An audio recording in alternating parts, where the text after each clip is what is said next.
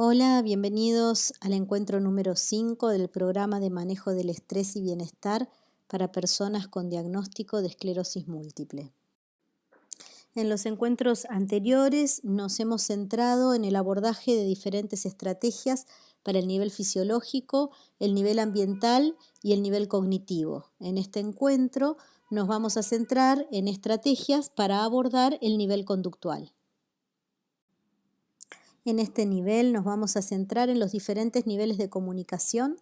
Vamos a revisar algunas técnicas efectivas como el parafraseo y la escucha activa.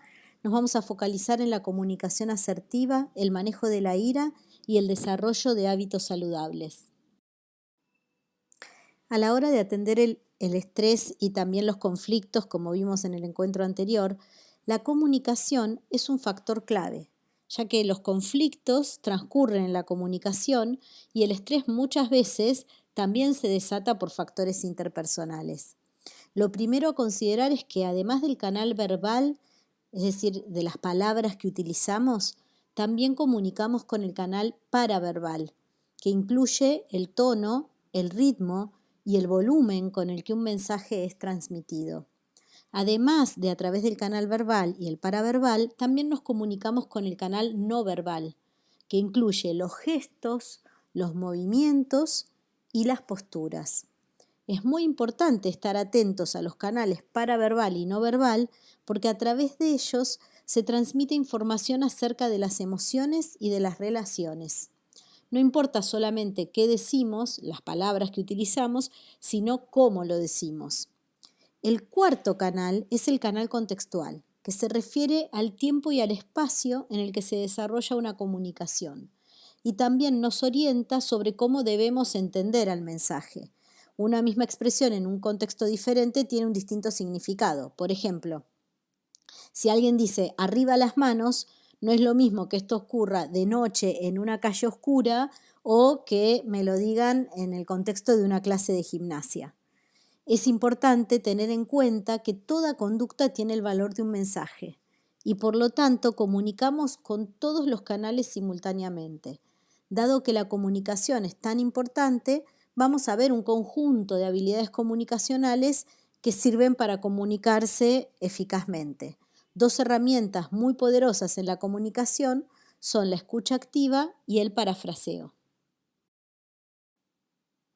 Cuando hablamos de escucha activa, nos referimos al acto de escuchar como un proceso activo. Escuchar activamente significa estar atento a lo que el otro dice, haciendo contacto visual, permaneciendo en silencio y transmitiendo con los gestos y la postura corporal nuestro compromiso con lo que el otro está comunicando. Escuchar como con todo el cuerpo, con los gestos, con la postura, con la mirada y con el corazón, además de con los oídos. Es como una manera de oír que permite comprender las emociones, entender los hechos, el problema y las necesidades del otro. Tenemos dos oídos y una boca. Deberíamos escuchar 2 veces más de lo que hablamos. Es muy probable que la escucha que podamos ofrecerle a otra persona le aporte más que las palabras que podamos decir. Esta forma de escucha favorece la concentración, facilita que el otro se sienta cómodo y se sienta escuchado, genera confianza y permite una mayor comprensión de la situación. Por otro lado, cuando las personas se sienten escuchadas, en general están mejor predispuestas para escucharnos y de esta manera se favorece una conversación que se desarrolle productivamente. Otra estrategia muy afín a la escucha activa, especialmente en las conversaciones más significativas, es el parafraseo, que es una técnica útil cuando se está conversando sobre algún tema delicado. Para alcanzar una comunicación efectiva no alcanza con escuchar activamente solamente, sino que además es muy importante que confirmemos eso que registramos en la escucha. Es decir, que podamos repetir con nuestras palabras lo que la otra persona dijo, intentando poner en palabras las emociones que a la vez se pusieron en juego, resumiendo lo relatado por la otra persona. El parafraseo debe estar libre de nuestro juicio y de valoraciones, digamos. Es importante recordar que comprender lo que el otro diga no es lo mismo que estar de acuerdo, por lo que el parafraseo siempre es mejor que sea expresado como en la boca del otro, es decir, como diciendo, a ver, lo que vos decís es tal cosa, o déjame ver si entendí bien, lo que me quisiste transmitir es A, B y C.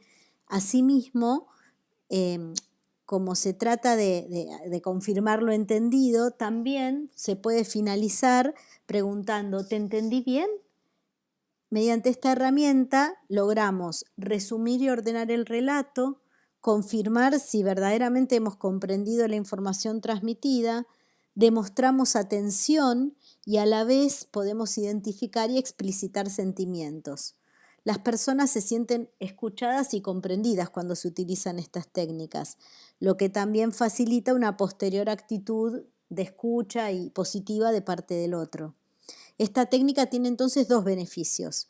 Por un lado, hacerle sentir a la otra persona que estamos atentos y comprometidos con lo que nos está contando, y por otro lado, nos permite chequear y asegurarnos de si realmente estamos entendiendo bien lo que intenta transmitirnos. Un error muy frecuente en este tipo de conversaciones suele ser intentar resolver el problema o dar una respuesta antes de terminar de comprender la complejidad de la situación. Por eso es muy importante aplicar las dos, la escucha y el parafraseo. En contraposición a una escucha activa y al parafraseo están los llamados obstáculos de la comunicación u obstructores comunicacionales, que son los comportamientos que en vez de facilitar la comunicación, la bloquean. Son aquellos factores que dificultan el proceso de comunicación. En general se producen cuando no hay congruencia entre los distintos canales que mencionamos anteriormente. Mostrarse distraído, chequeando redes, mails o el WhatsApp del teléfono o mirar el televisor mientras otro habla es una manera muy habitual de no ofrecer una escucha atenta y de mostrar poco interés o de aparentar indiferencia por lo que el otro está diciendo. Mirar el reloj en señal de apuro, mostrarse apurado, interrumpir con frecuencia lo que el otro está diciendo, estar más atentos a la respuesta que vamos a dar antes de lo que al otro dice, o reaccionar con hostilidad al relato de la otra persona, son formas que no permiten lograr una escucha activa. Cuestionar todo lo que el otro dice, o cambiar de tema, o hacer generalizaciones del tipo vos siempre tal cosa, o vos nunca tal otra, son todos antídotos de la buena comunicación. Otros obstáculos no son tan obvios, incluso pueden interpretarse como buena escucha, sin embargo, suelen limitar la apertura del que está hablando y de ese modo entorpecer la comunicación, como por ejemplo aconsejar, interpretar, completar las frases del otro o intentar tranquilizar minimizando lo que el otro dice o juzgar o interrogar críticamente. Vamos a ver ahora la comunicación asertiva. La asertividad es una forma de expresarse de una manera congruente, clara, directa y equilibrada, cuya finalidad es comunicar nuestras ideas y sentimientos o defender nuestros derechos sin la intención de herir o de perjudicar al otro, actuando desde un estado interior de autoconfianza en lugar de hacerlo desde la ansiedad, la culpa o la rabia. Existen tres estilos básicos de comunicación que se diferencian por la actitud que revelan hacia el interlocutor: el estilo pasivo, el estilo agresivo y el estilo asertivo. El pasivo es el estilo de comunicación propio de personas que evitan mostrar sus sentimientos o sus pensamientos por temor a ser rechazados o a ser incomprendidos o por miedo a ofender a las otras personas. Suelen infravalorar sus propias opiniones y necesidades y en general le dan un valor superior a las opiniones de los demás. Un ejemplo sería el caso de una persona que acepta todas las demandas laborales, aunque sean irracionales e incumplibles, y aún pensando que no va a llegar a resolverlo o que se va a quedar sin dormir por quinta noche consecutiva, acepta el pedido de hacerse cargo de una cosa más, inclusive no siendo imprescindible que lo resuelva ella. No puede poner un límite. El estilo de comunicación agresivo se sitúa como en el plano opuesto al de la pasividad y se caracteriza por la sobrevaloración de las opiniones y los sentimientos personales, obviando o incluso despreciando los de los demás. Frente a la situación anterior, esta misma persona, en un estilo agresivo, podría responder: no tomo un tema más, estoy harto de que siempre esperen a último momento para solicitar las tareas, así no sigo, son unos inútiles y unos ineficientes. Ese sería como el modo más agresivo. El estilo asertivo, en cambio, es aquel estilo de comunicación abierto a las opiniones ajenas, a las que se les da la misma importancia que a las propias.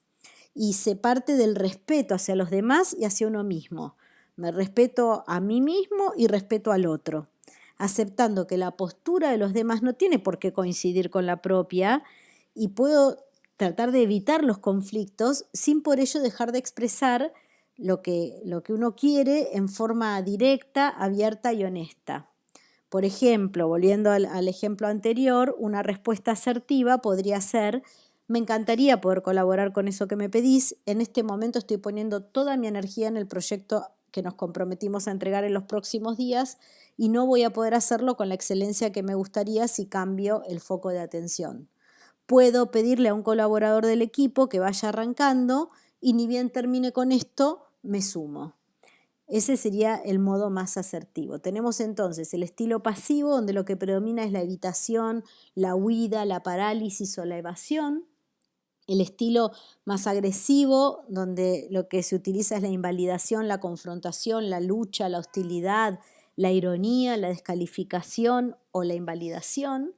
Y el estilo más asertivo, en el que se habla desde uno mismo en vez de atacando al otro, con un estilo amable, con claridad, siendo directo, tratando de ser eficaz digamos, con el mensaje que transmitimos y haciéndolo de una manera simple.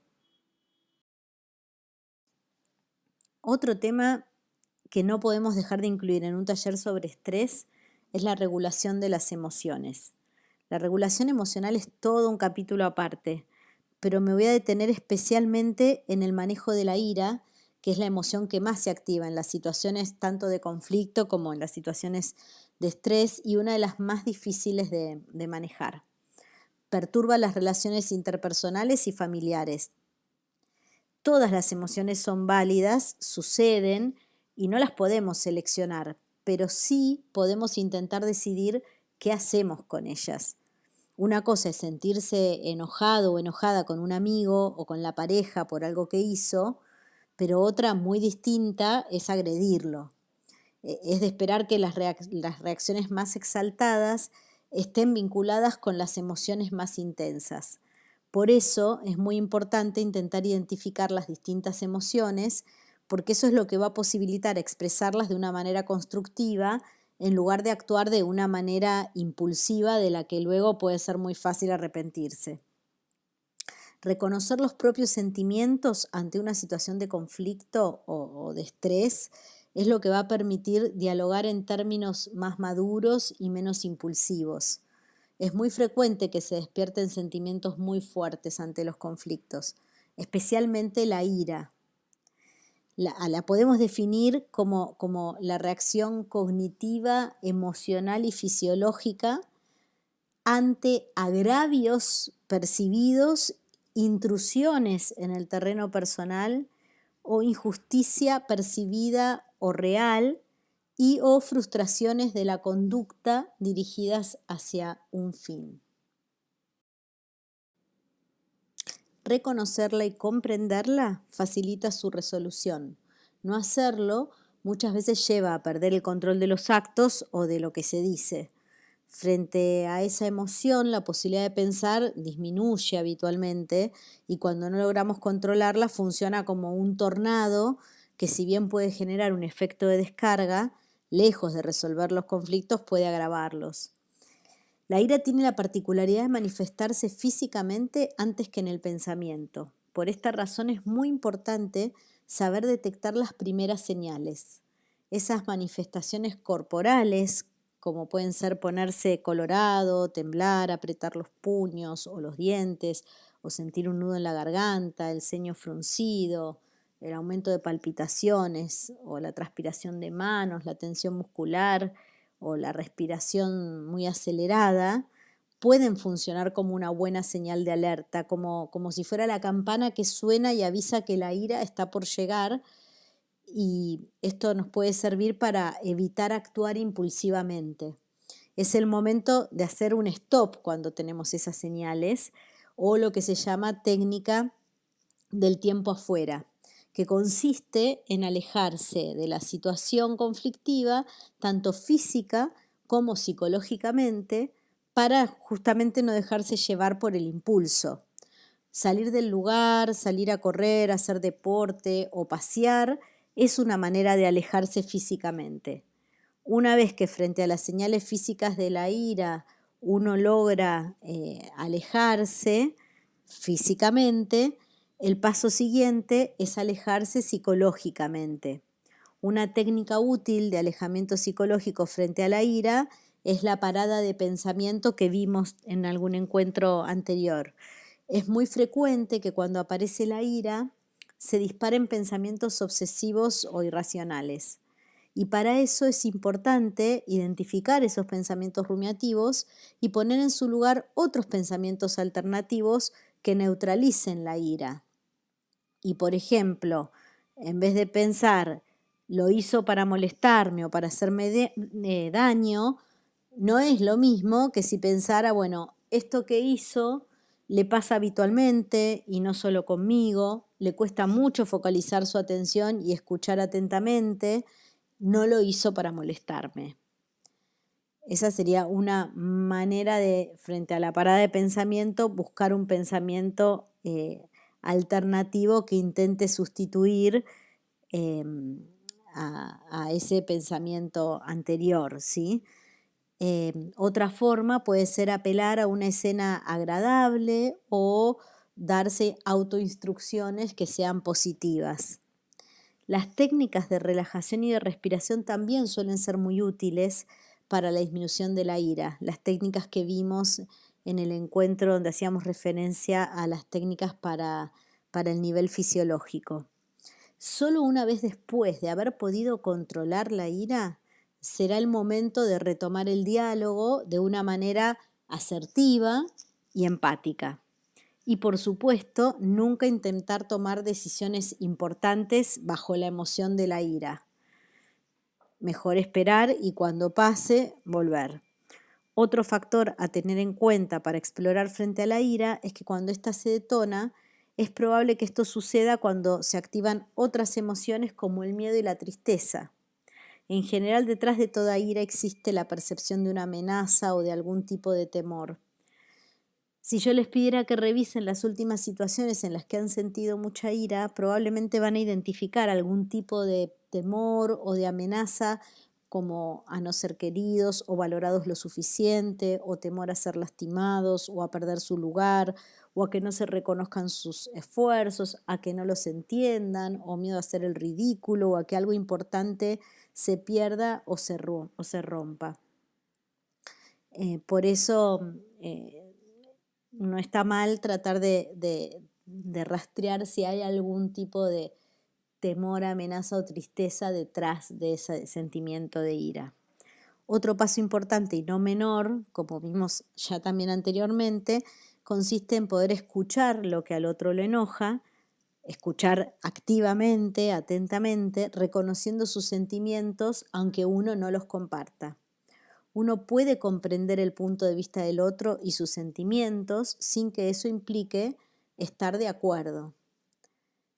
En definitiva, la manera adaptativa, ya sea poniendo límites, usando la técnica de tiempo afuera o siendo asertivos, o la manera desadaptativa, como pueden ser ataques verbales o físicos, o la represión inapropiada de la ira, o conductas autodestructivas como comer o tomar en exceso, tanto la forma adaptativa o desadaptativa como en la que se maneje la ira, la propia y la de los demás, influye mucho en que un conflicto se resuelva exitosamente o se agrave y por lo tanto que los niveles de estrés se vean más o menos afectados. Dejarse llevar por la ira puede generar mucho arrepentimiento, sentimientos de culpa por haber dicho o hecho algo que no hubiéramos querido, y casi siempre ocurre que desde la ira no se obtiene lo que se quiere. Esto, ojo, no implica reprimir el enojo. No se trata de detenerlo, sino de mejorar su control y usarlo de una manera adaptativa. Inclusive percibir el enojo puede ser muy útil para motivar el cambio de una situación que no nos está haciendo bien como está o que no nos gusta, y puede ser una muy buena ocasión para pensar cómo transformar y modificar esa situación. Como ven, en este concepto y estrategia de manejo de la ira se articulan muchos de los conceptos que vimos anteriormente. Otro punto importante para el manejo del estrés en el nivel conductual es el desarrollo de hábitos saludables. Tanto un buen descanso como una alimentación saludable, la actividad física y el cuidado del cerebro son hábitos que son muy importantes porque funcionan como amortiguadores para el estrés. Y como al mismo tiempo son factores fundamentales para la construcción del bienestar, no nos vamos a detener ahora porque los vamos a desarrollar más detenidamente en el próximo encuentro.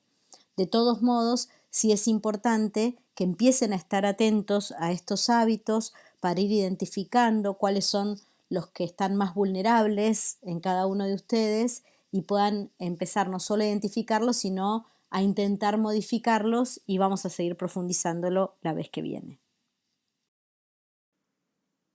Entonces, para una comunicación efectiva, tenemos que considerar no solo la comunicación verbal, sino también la paraverbal, el tono, el ritmo y el volumen. Y también la no verbal, los gestos, la postura y los movimientos. Además de tener en cuenta el contexto que lo conforman, el tiempo y el espacio. También para una comunicación efectiva, utilizar la escucha activa y empática y el parafraseo. Evitar los obstructores de la comunicación y utilizar la comunicación asertiva. Para el manejo de la ira, estar atentos a las señales físicas, utilizar el stop o tiempo afuera y tomar distancia física y psicológica. Y para desarrollar hábitos saludables, hacer higiene del sueño, tener una alimentación saludable y realizar la actividad física que sea posible en la medida de cada uno.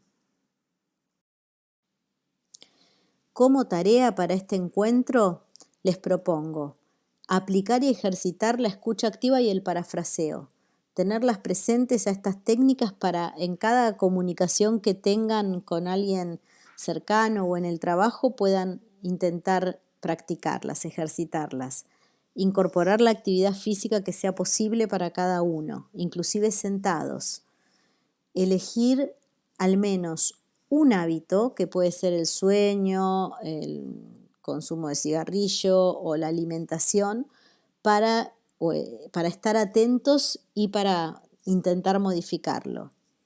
Y en caso de una situación de ira, estar atentos a identificar cuáles son esas señales físicas, tratar de hacer, de retirarse físicamente y de aplicar el stop de pensamiento.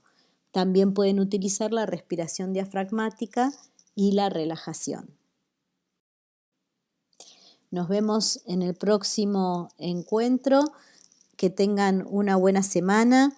En el próximo espacio vamos a centrarnos en el desarrollo del bienestar y la resiliencia. Hasta la próxima.